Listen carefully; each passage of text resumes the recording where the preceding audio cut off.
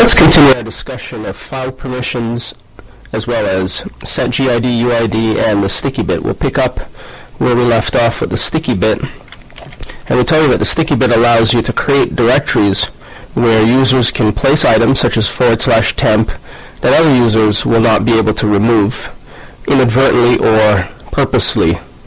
With that said, with the sales directory, let's take a look at it to see whether or not we've altered the bit.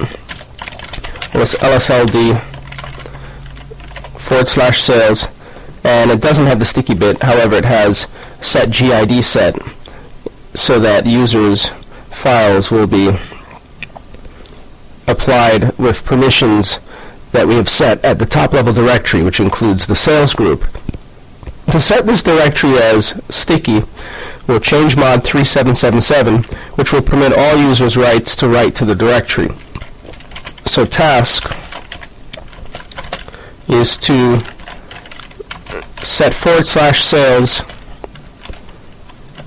using sticky bit and test. So step 1 will be to, of course, change mod 3777. Now just a quick note about the prefix 3. Generally, when we apply permissions to files and directories, we omit the first bit. So usually that means a 0 is here or understood or implied. But in the case of set UID, GID, as well as sticky bit, we turn on the leading bit. So 3777 enables the leading bit such that it's sticky. /sales, and we'll follow that up by lsld /sales to ensure that is that the sticky bit has been set. Let's give this a try. Now the sticky bit is set, which means users who write files and or directories to the sales directory will not have them removed by other users. So with that said, we should test it as two non-privileged users, Linux CBT and student 1. So let's navigate into sales where we appear to be. We're just pwd, we are. And I will sequence 1,000,000 Linux CBT test.sticky.1,000,000.text. This will complete quickly, and then we'll lsltr to examine the contents where you see the file's been created with similar permissions to the previously created file. However, because the group bit, that's lsld sales, because the group or set GID bit is set, the permissions are still applied as such. So if you want to effect this change to drop set GID, you need to turn the permission off. So first we'll change mod 777 /sales, then lsld /sales. It's now set to the appropriate permissions. Then we'll 377 the directory and re-examine the contents of sales. So in other words, sticky and group ID bits don't work well together. And let's lsld. Now it's set again with set GID. So let's apply this to the marketing directory, which is a clean directory. Let's see if it's created at the root of the file system. And it isn't. So we'll make directory marketing followed by change mod 3777 marketing followed by an lsld marketing. And we'll examine the contents one more time. We'll lsld marketing. And there we see the bit is set exactly how we want to. Optionally, you may use change mod +t to apply the sticky bit. So, or change mod +t /sales. Let's take a look at the sales directory. We'll try that as well. Change mod +t sales followed by lsld sales. And there you see the sticky bit is applied. So now, as a non-privileged user, Linux CBT, let's navigate to marketing, and we'll do the same for sales. We'll sequence 1,000,000 to Linux CBT test.sticky.text. And we'll everyone else see that the permissions are set differently. Instead of being owned by Linux CBT and sales, the file is owned by Linux CBT and Linux CBT. Standard Red Hat Linux permissions, user principal, group principal, permissions are set to 664, or read-write for the owner as well as group owner, and read for everyone else, which means everyone else will be unable to make changes to entries created by Linux CBT. And ditto for the student 1 user. Let's find student 1's shell. We'll su here as student 1. Then navigate to the marketing subdirectory, and then use sequence to create student1.test.sticky.text, and then examine the contents once it's completed, where you see the permissions have been written. So now the user Linux CBT will be unable to remove student 1's entry. Student 1 will be unable to remove Linux CBT's entry. For example, if we attempt to remove RF Linux CBT, it fails. We can take a look at it, we can examine it, but we can't remove it. So this is a way to create a directory where multiple users share the directory but cannot remove or clobber each other's files. So that's what's meant by the sticky bit. If you find that 377 still sticks the group ID bit, then use change mod plus T after having applied 777. So you could do change mod 777 sales followed by change mod plus T sales, and then you'll see that the sticky bit will be set just like the temp directory. And what you want, the desired result, is as follows: that you see read, write, execute for owner, group, and everyone else, but in the last bit where you expect to find an execute, you see a T indicating that the directory is sticky. Super. Now let's move on. We want to discuss symlinks. Symlinks are important. There are two types.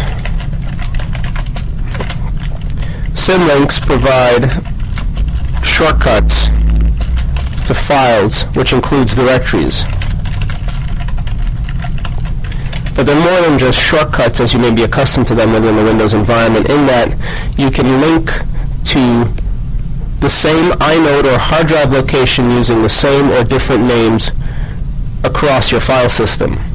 So they provide more dynamic features than a typical shortcut. A shortcut provides a way to access an item within Windows. With a symlink, for example, you can provide a shortcut, you can provide an alternate name. The OS keeps a count of how many times the item has been linked. And if you hard link, you're actually referencing the hard disk location and not a file location as you typically do in Windows. So in Windows, when you create a shortcut is really a pointer to a file which leads to a disk location. Within Linux, the symlink, in particular a hard link, is really a pointer to the hard drive location. Additionally, symlinks provide alternate ways of running programs, such as egrep, grep. For example, when we execute which egrep, we see that it's located in bin. But when we actually examine the contents of bin egrep, we see that it isn't a standalone file. It is a symbolic link to grep. It's an alternate way of calling grep. Whenever grep is called as egrep, it knows to turn on its regular expressions engine. So this is yet another feature application of symbolic links. So it provides shortcuts to files, including directories, and provides hard links to inode, which are basically hard drive or file system locations. So let's begin by discussing soft links. To create a soft link, which is analogous to a shortcut in the Windows environment, the usage is as follows: ln followed by -s, lowercase s, to indicate that it's a soft link, followed by the source file or directory. And whenever we list file, we tend to also mean directory, so keep that in mind. Within a Linux environment, a file represents multiple types, including a standalone file, a directory, which is a container for multiple files, and other types of files such as block, character, hard drive, so on and so forth. So source file followed by target. This is the syntax that's used. So in the case of grep egrep, the symbolic link is created as grep being the source and egrep being the target. And we can link to pretty much anything we have access to in our system. So let's navigate to a simple shell for Linux CBT into Linux CBT's home directory and begin this process. To make things simple, we'll navigate into test.rh5, which is a cleaner directory, and create a symlink. Supposing we wanted to symlink to our recently created Perl script, regextest.pl, but we'd like to call it something else. So we'll go ahead and ln-s, since it's in the current directory, we could indicate ./regex-test.pl, and then we may call it something entirely different, such as lastscript.pl. Totally different name, symlink. Let's go ahead and try to apply this from the test.rh5 directory and examine the results. An echo of the exit status returns cleanly, and when we LSLTR, we'll see that lastscript.pl indeed points to ./regextest.pl. So we can now invoke regextest.pl as lastscript.pl by executing it as follows: ./lastscript.pl, which expects a match, of course, in order to perform its magic. So here's an optional way of calling regextest.pl. Now there's a quick note regarding soft links. Soft links may span multiple file systems / hard drives, whereas hard links, that is, may not span multiple hard drives or file systems. And that has to do with the linking to the inodes, which may be duplicated across file systems. Soft links can span file systems. Now, so far we've created a simple soft link within the same file system. And regarding the enumeration of the contents of the directory, if you turn on the inode option, you'll see that lastscript.pl references, or has its own inode, that is. So each soft link maintains its own inode, and it's a small number of bytes, 14 bytes, which points to a larger file that's 787 bytes. Notice, however, that the symlink count isn't increased as a result of creating a soft link. Let's note that as well. Symlink count is not increased when using soft links. So which means if you remove the source file which soft links are premised on, then you'll simply have broken soft links, like broken shortcuts in Windows. If you have a shortcut on your desktop pointing to a file somewhere on one of your hard drives, if you remove that source file, then the shortcut is no longer functional. But that is not the case with hard links. Now we turn on the I option to point out that when you create a soft link, it ends up having its own inode. An inode is a representation in the file system that maps to a hard drive location. But when you create a hard link, it wears the same inode as the source file. Now regarding this regextest.pl script, if we wanted to link it in a different file system, we simply use ln with the -s command. For example, since the script is a small file and a symlink is a soft symlink is very small, supposing we wanted to create a link to regextest.pl in a different file system, the boot file system, since home is beneath root. Well, we'd simply, providing we have enough permissions, as let's say the root user, so let's drop from the student1 shell, navigate to the boot file system, then execute ln home Linux CBT test rh5 regextest.pl and optionally specify a new name. If we're happy with the name, then we just indicate a dot to indicate that it's to be linked to the current directory. So let's just copy this command before we execute it and place it in our notes along with a brief description describing what it does. So to, let's indicate this will symlink, soft linked of course, to the boot file system, proving that you can symlink or soft link across file systems. We'll echo the exit status and it's clean. Let's LSLTR, and there you see a link to regextest.pl. If you don't indicate a new name, it simply inherits the name of the source file, which means from this file system, the boot file system, we can execute regextest.pl, and it'll run just like anything else. We'll give it a string, and it performs whatever it's supposed to perform, the pattern matching. So you can symlink across file systems. Remember, /boot is a 100 megabyte file system independent of where home's located, which is within the root file system, which is 35 gigabytes. So symlinking, straightforward. If you want a symlink as a different name, that's straightforward as well. Just change it to a different name, such as test regex test.pl. And now when we take a look, we'll see two links. Both are here. And if you look at the source file, which is beneath home, and we can use tilde to explain Linux CBT's home, test rh5, regex test.pl, notice the symlink count, or the hard link count, is still at 1, indicating that only the file beneath home Linux CBT test rh5 is linked to the inode. There are no additional hard links, which means you can remove the source file, and what ends up happening is you'll end up with broken symlinks. Ditto if you rename the file. So if for some reason you need to rename the source file, you will break your symlinks. Let's take a look at that. Back to Linux CBT's home directory. Let's move regextest.pl to regextest.pl.old. We'll just tack on a new suffix, then lsltr. Notice that this symlink is broken, and if you attempt to run it, it will fail. It doesn't even allow you to run it because it's no longer valid. And from the boot file system, if we lsltr, both will be broken. It turns up in big red. So let's just note that as well.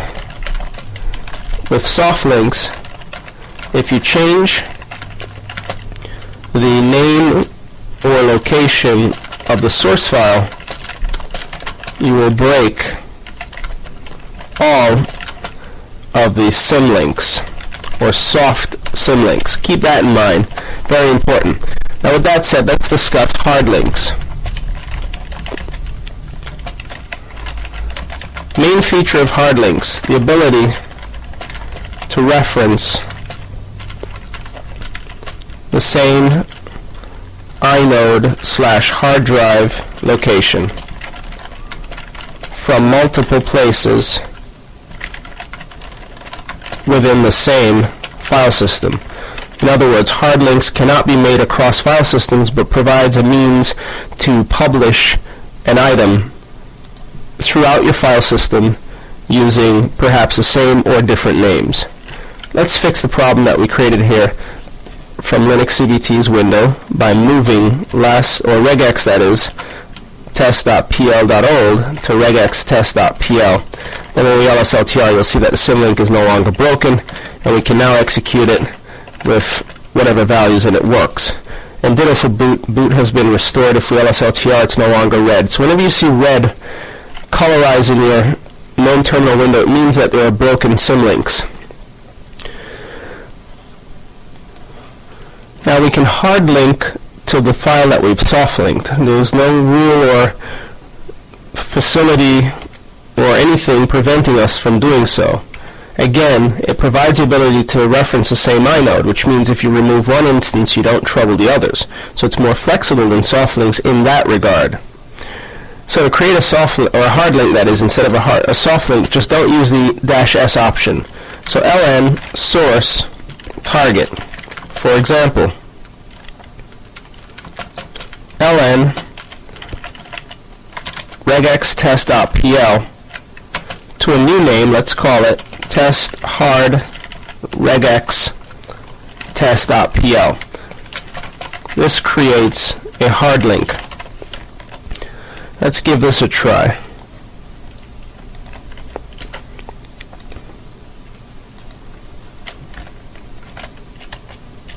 We'll echo the exit status and then lsltr, where we'll see the test hard regex test.pl. Also notice that the counter for the links to the source file has increased, or to the inodes, that is, represented by regex test.pl, has increased from 1 to 2. And for each hard link you make to a given inode, it causes an increment, or it increments the hard link counter, or increments the link counter or hard link counter by 1. So now we've referenced it as test hard regex test.pl. What this also means is if we remove regex test.pl, has no impact on test hard regex test.pl. Let's try that out. It will, however, break the soft link. So let's copy and remove RF this file, and then lsltr, and you'll see the soft link is broken, and ditto for the boot file system. The soft links there will be broken. However, the file that we created some videos ago still remains. If we execute test hard regex test.pl followed by its desired input, you'll see it works because it references the same inode. You can confirm it by lsltring with the I option and just confirming the inode that you see, and it's set here to 1,507,436. So it's still the same file. And if we were to subsequently move test hard regex test.pl to simply regex test.pl, then the symlinks, the soft links that is, will no longer be broken, providing we provide the right name. So we missed something here, we'll move regex test to simply regex test.pl. That should do the trick. And now it's linked again. And if we confirm the inode, you'll see it's still the same inode, 7436. Hasn't changed, still the same hard drive representation.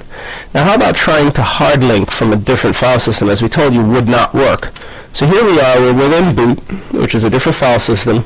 If we attempt to hard link, which means we don't use the -s option, from home, Linux CBT, test RH5, regex test.pl to here, tells us you cannot create a hard link, invalid cross-device link. And that is because each file system, root as well as boot, maintains its list, its distinct list of inodes which are likely to be duplicated. Inodes are simply numerically labeled and can easily be duplicated. For example, if you have two partitions that are at least the same size, so boot or root is at least the same size as boot, then you're going to have double inode numbers, and that is the problem behind hard linking across devices, because the OS would not be able to keep track of the proper mappings between your hard link and the true underlying data.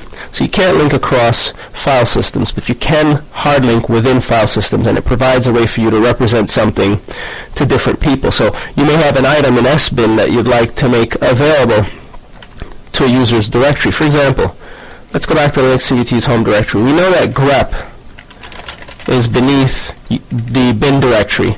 What if we wanted our own hard link to grep? You could ln bin grep to the current directory, and we'll just call it Linux CBT grep, and it creates it for us. Now we have our own version of grep in this directory.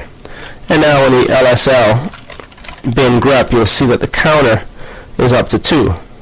Remember, egrep is a soft link to grep, so it doesn't send up the counter. And when we execute Linux CBT grep from the current directory, it behaves just like grep. If we remove rf Linux CBT grep, the counter for the original file, grep, returns to 1, and we're back to normal. So hard linking provides a way to re-represent or represent items throughout the same file system. And that's really all there is to it. It's not complicated whatsoever. Now let's move on to another file system feature. That's the ability to limit users' usage of disk space. And we do so using quotas. They're straightforward to implement, but it requires remounting your file system with quota support turned on. So, the features are self-explanatory. However, we'll list a couple of them. You can configure them. Well, first and foremost, quotas limit disk usage. They're also tied to file systems. So you set quotas on a per file system basis, meaning they're set on a per file system basis. 3, quotas within Red Hat Linux, or Linux in general, since it's supported by the kernel and not Red Hat Linux per se, can be configured for users or groups.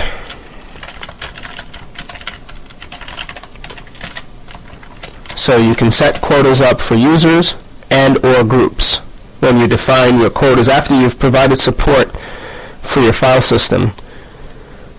And again, you can use it to limit disk usage. The limitations on disk usage can be indicated using blocks or inodes. So you can indicate, for example, that a given user and or group has access to a set number of inodes, which translates ultimately to a set amount of storage, or to a set number of blocks. And depending on how your blocks are configured will determine how much storage is available to the user.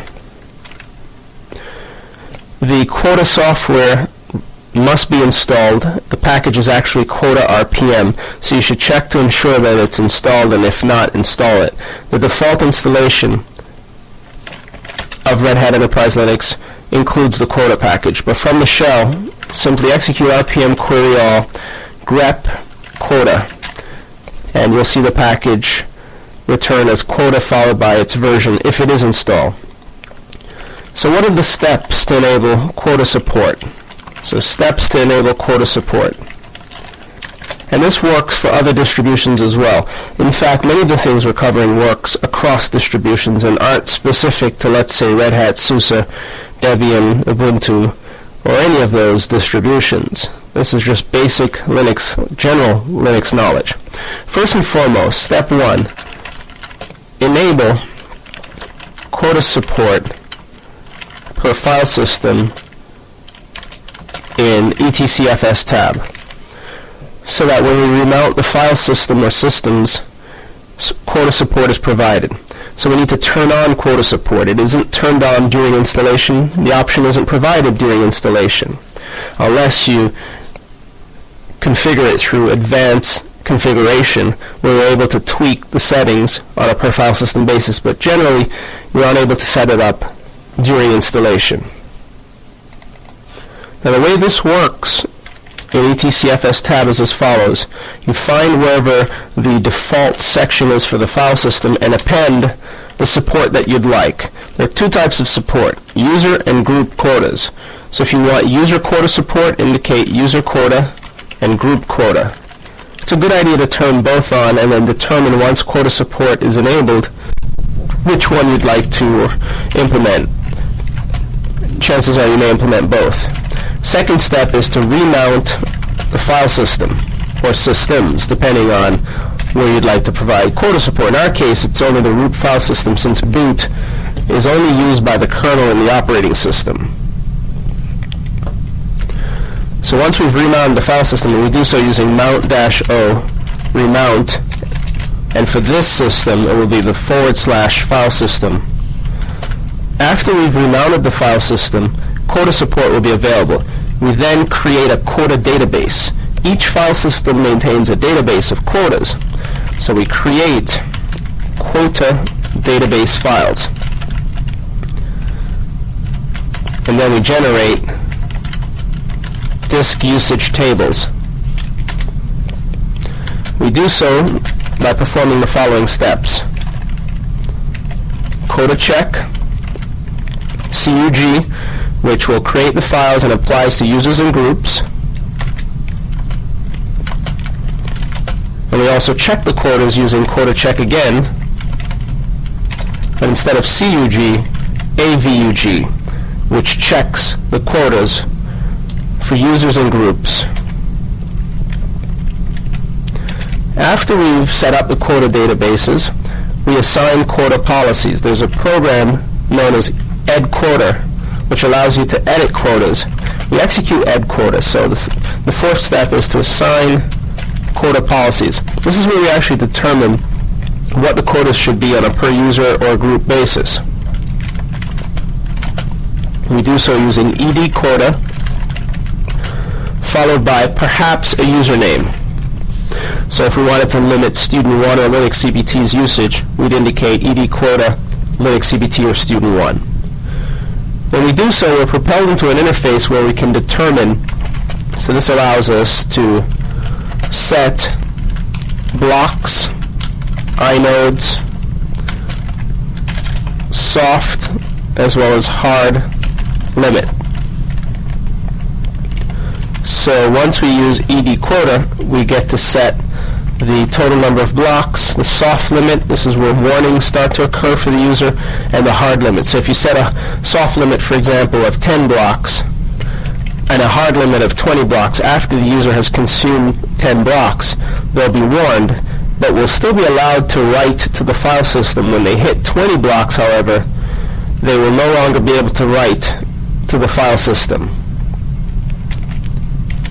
Now, to check whether or not a quota or the quotas are in place and the usage for an existing quota or for existing users in place, you can use the quota command.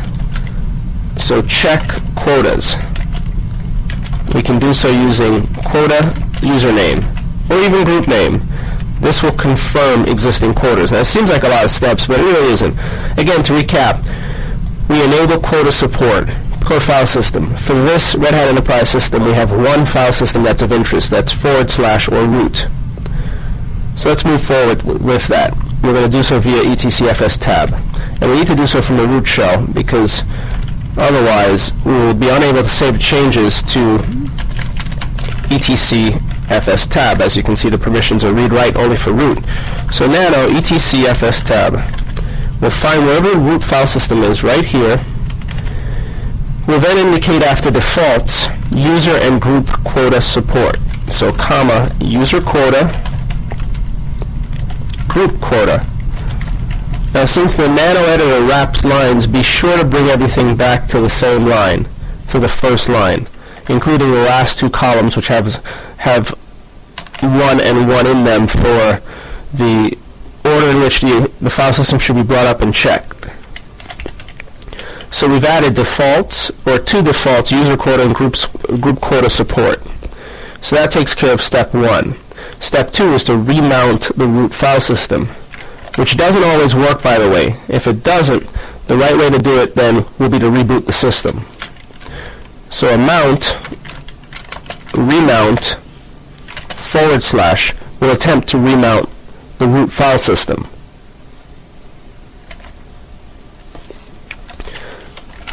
It's remounted. So far, so good. Doesn't appear to have been any problems remounting the file system. And also notice we've checked that user quota and group quota support has been enabled by using the mount command. Perhaps we should just stick that in. After remounting, use mount to confirm that user quota and group quota support is enabled, or are enabled. And we saw it in the output. So now that we know that both quota types are supported, we need to create the quota database files and generate the disk table usage. So we want to quota check CUG, and this will apply user and group quotas to the root file system. And we need to do it for root. We left out the root file system. We need to indicate the file system, because quota check can be used or applied to any file system. Let's move forward. And this tells us that it cannot remount file systems mounted on root, read-only, so counted values might not be right. That's not a problem. We can always adjust the quota values later on using quota check. The bottom line is we were able to run the program quota check.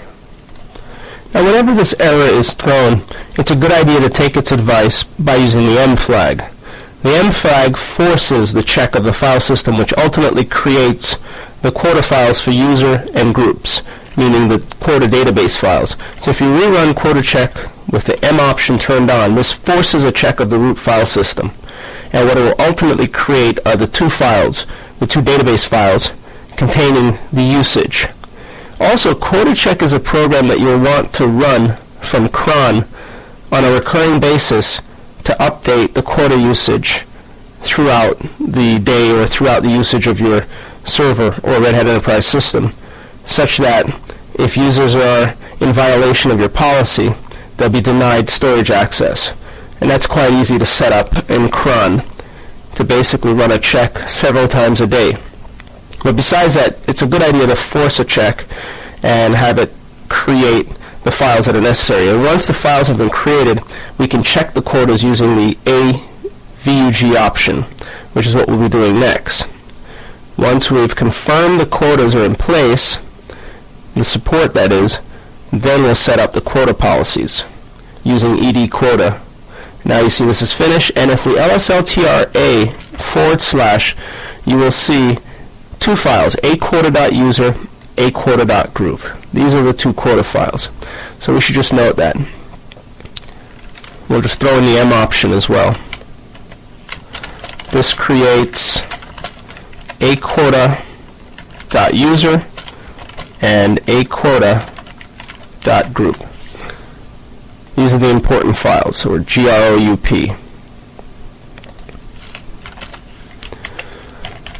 Now let's move forward with confirming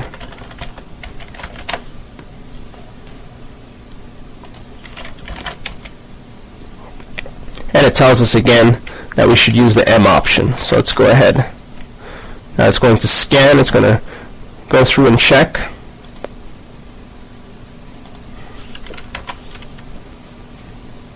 This will check quotas throughout the file system. And once we've checked the quotas, this is just standard fare when setting up quotas, we'll then assign quotas on a per user basis. Currently we have no quotas in place. But this will scan through every directory and every file on the file system to determine utilization. It's a way of tallying up usage. In other words, there are files that are owned by root, Linux CBT, Student1, and other users, bin, other system users. QuotaCheck is going to create that table of information in the Quota database files. So here you see it says it's checked 9685 directories and 107,315 files. We're now ready to assign quotas using ed quota. So let's move on to that next step. We want to set quotas, let's say for user Student1.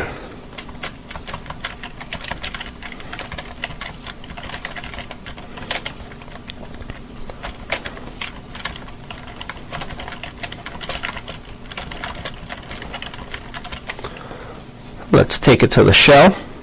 We'll clear screen, reset the buffer, give us a nice clean buffer. By the way, you should set quotas as the user root. You will not be able to make changes as a non-privileged user. So either as root or root equivalent. Now notice we were propelled into the VI editor. If VI is not your desired editor, and it generally isn't mine, quit it using Shift:Q and then export the editor variable, setting it to nano. So we'll export editor, setting it equal to nano. Then we run ed quota Student1, and this will set you up in nano. So let's just make a note of that.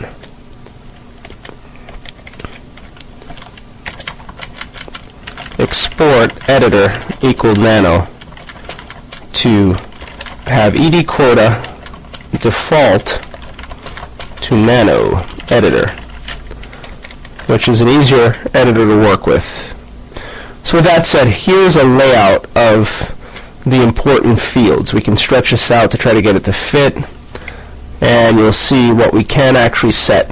So in the first column we've got file system, and here you see the disk quota usage for user Student1 for UID 501, the file system that it applies to, the blocks 13,504, soft and hard limits, number of inodes,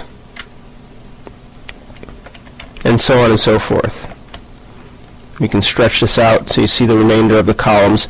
It terminates with soft and hard for inodes. The soft and hard that you see here applies to blocks.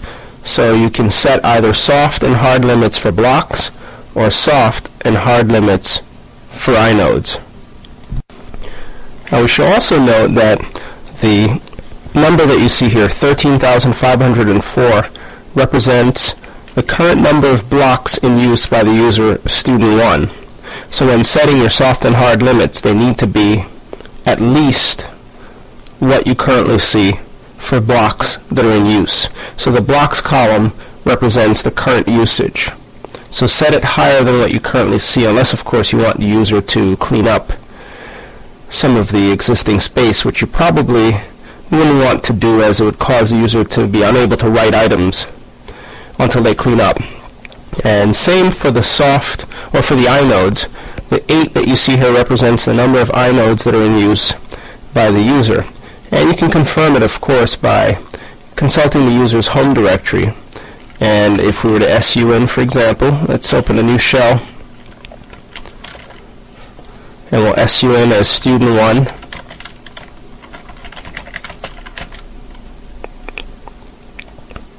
Try it again. Navigate to the home directory. And if you take a look at each of the files occupied by the user, even for hidden files, you can actually see the 8 inodes that are in use by the user.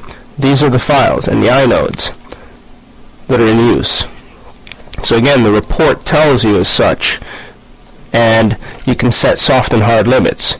Now by default, if a 0 is indicated, it means the user has no limit for any of the items. So for soft as well as hard blocks, the user can write until the file system is out of space. And ditto for inodes.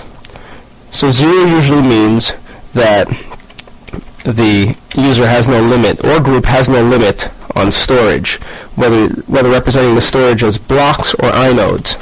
Again, if you want to limit the blocks, perhaps we'll set this to 13,600 for soft and 14,000 for hard.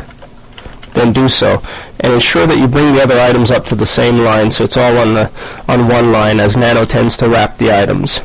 So now, in the case of this user student 1, once we've applied the limits, if the user attempts to create a file that exceeds 14,000 hard blocks, it'll fail. If the soft limit is exceeded, then the user will still be able to write up to the hard limit. But there is also a way, using Quota, to modify the amount of time that the quota system will allow the user to exceed the soft limit for either inodes or blocks.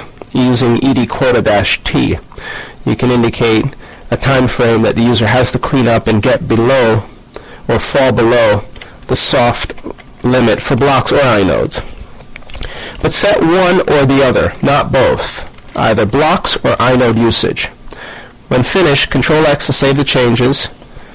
This commits the changes to the new file, or to the temporary file, that is, which then subsequently commits the changes to the database file on a per file system basis. Again, the files are located in the root of the file system as Quota group and Quota user, with Quota user recently being updated. But these are binary files. Quota prevents us with a text-based interface and then writes the binary equivalents to the appropriate files, Quota user or Quota.group, respectively, depending on the quota that you've manipulated.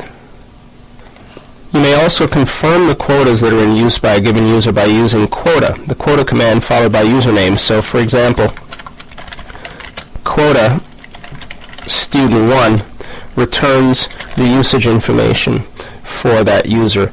Go ahead and execute that from the shell, and it tells you everything that we saw with Quota, including our changes. So here we see the soft limit is 13,600, hard 14,000.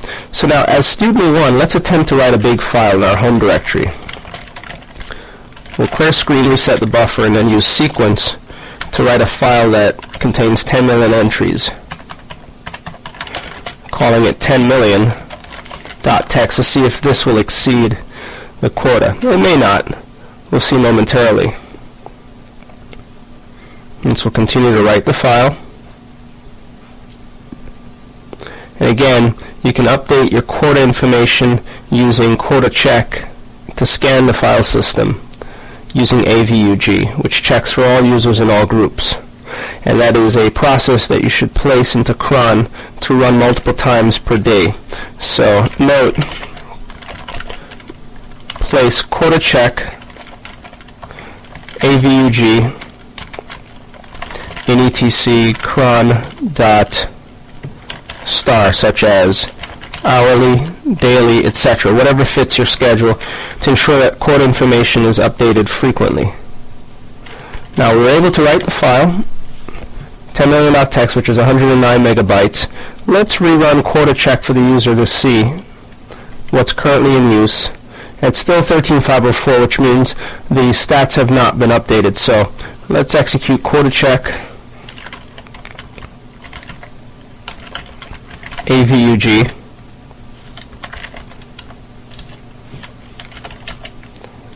And it needs to be forced.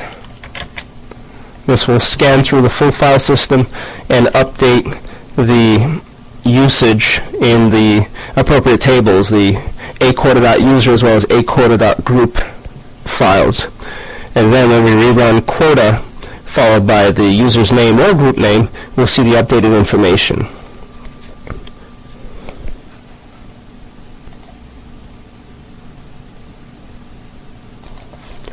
And the process is complete, so let's rerun quota on the user student 1.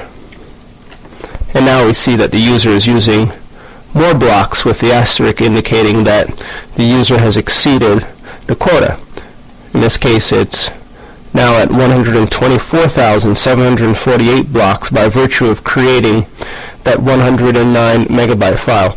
The blocks are measured in 1K increments, which is why we're now using so many blocks. And the asterisk indicates that we're over the quota.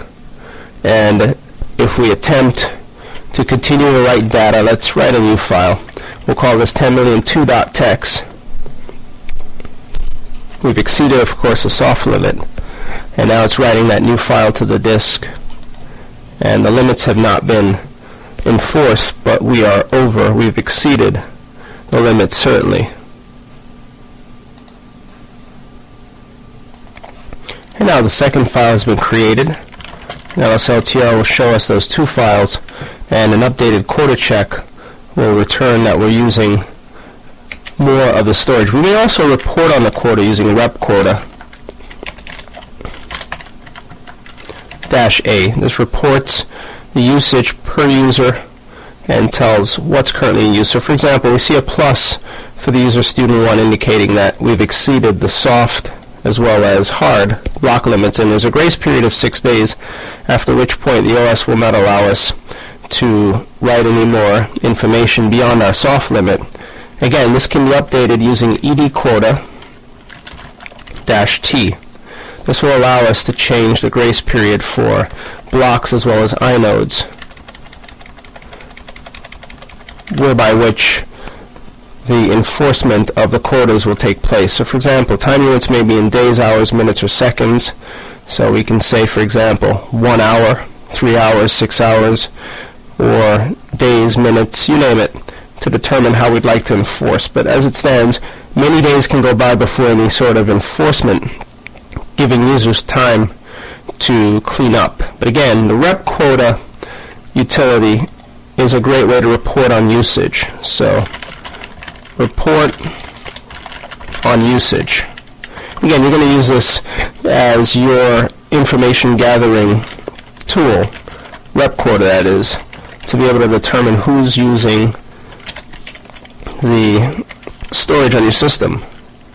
So this reports on usage in a nice tabular form, which you can then take and use to inform your users that they're over their limits.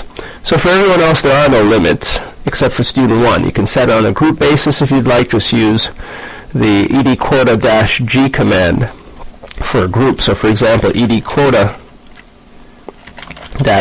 and let's modify sales, for example, sets up an interface for sales. This tells us sales is currently using 20,224 blocks, and we know that sales has written primarily to the /sales subdirectory.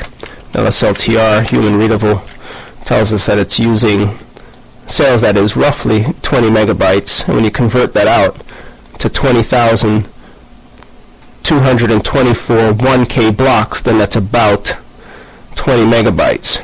And we should just note that as well, just in case you need to know. The blocks are measured in 1K increments, i.e. 20 blocks, or 20,000 blocks, is roughly 20 MB or 20 megabytes. So that gives you a sense for how to limit using blocks of cores. So in this case, sales is using about 20 megabytes, which seems to add up to what we see in the sales subdirectory, which we could limit by placing hard and soft limits and adjusting the time with which the enforcement goes into place. So that's a little bit about using quotas. Again, to recap, there are multiple steps to get quotas up and running. You want to enable it on a file system basis via FS tab, remount the file system, use mount to ensure that user and group quota support is turned on, create a quota database, force it using the M option, tally up usage using quota check with the MAVUG option. This will scan the file system to determine what's currently in use. Assign quotas for users or groups. You can optionally edit using your nano editor by exporting the editor variable. And you can check quotas using quota as well as the user or group's name. You may also report on quota usage using rep quota. And to keep your quota information up to date, place quota check AVUG, and if you need the M option, stick it in there, into one of the cron files to cause it to run once daily, hourly, monthly, weekly, so on. And again, roughly 1K blocks are used, or 1K blocks are used, and roughly 20,000 blocks would be equivalent to 20 megabytes, 10,000 blocks equal to 10 megabytes, so on and so forth. So if you want to limit a user to a gigabyte, then it would make sense that 1,000,000 blocks would do the trick. So that's a little bit about quotas. Let's move on.